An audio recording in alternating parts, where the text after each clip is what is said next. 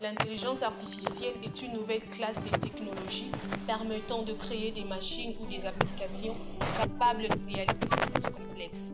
Les applications d'intelligence artificielle transforment les industries. Elles permettent par exemple d'améliorer les diagnostics médicaux, accroître la productivité agricole, optimiser le chaîne d'approvisionnement grâce à un apprentissage hautement personnalisé. Actuellement, le machine learning est au cœur de la guerre des intelligences. La guerre de demain ne sera plus la guerre du pétrole, mais la guerre des intelligences artificielles. Le machine learning, un des champs d'études de l'intelligence artificielle, est une discipline scientifique concernée par le développement, l'analyse et l'implémentation des méthodes automatisables qui permettent à une machine d'évoluer grâce à un processus d'apprentissage et aussi de remplir des tâches qui sont difficiles ou impossibles d'être réalisées par des moyens algorithmiques plus classiques. Nous sommes une équipe de l'université de Kinshasa, composée de 5 étudiants.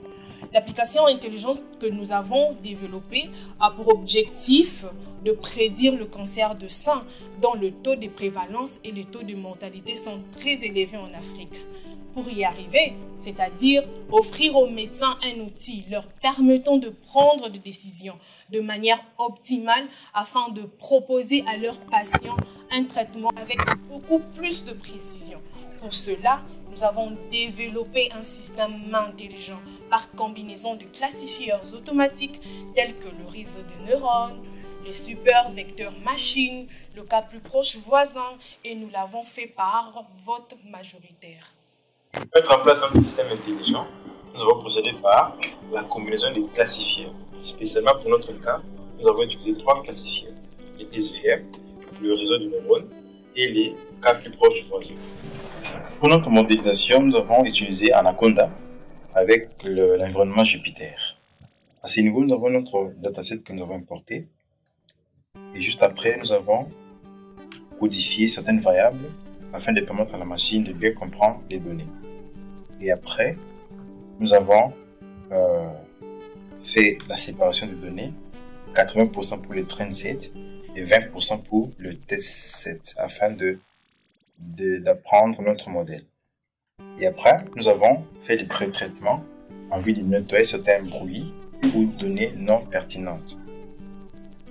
Et après, nous avons équilibré nos datasets afin de ne pas donner du boulot à nos classifieurs.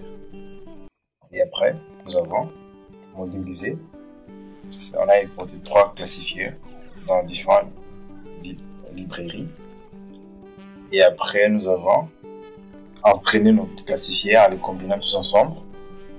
Et nous avons eu un résultat de 99% de précision.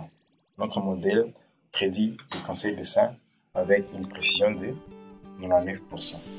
Nous avons utilisé un web service qui est une technologie permettant aux applications de dialoguer à distance via les réseaux, indépendamment des plateformes et des langages sur lesquels ces applications reposent. Dans cette étape, nous avons importé les bibliothèques pour mettre en place notre serveur Python afin qu'il soit déployé sur les clients Java.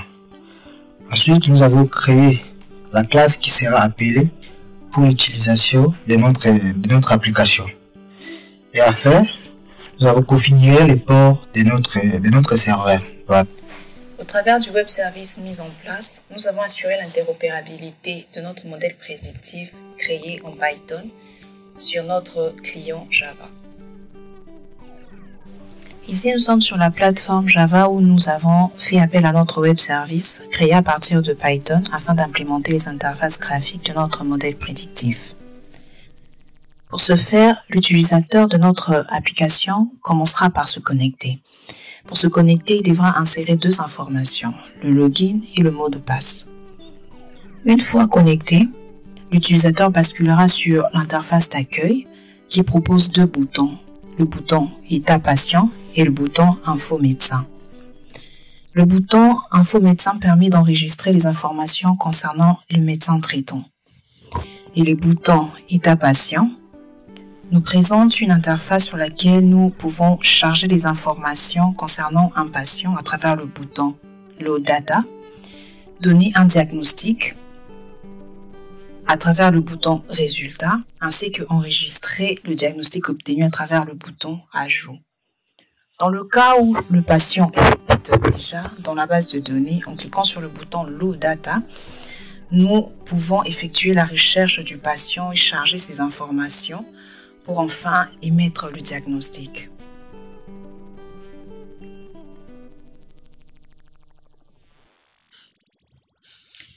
Dans le cas contraire, l'application nous propose 5 boutons nous permettant de prélever les informations auprès d'un patient.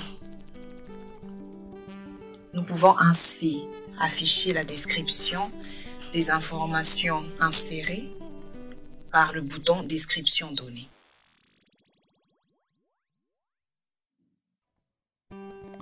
We have developed an intelligent application capable of predicting the risk associated with breast cancer complications for each patient.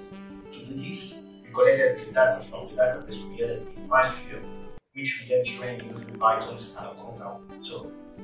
And finally, we set up a web service using SWAP protocol for interoperability with our Java client. We thank the UNESCO chair for this initiative and the interest given to the evolution of artificial intelligence in Africa. Thank you.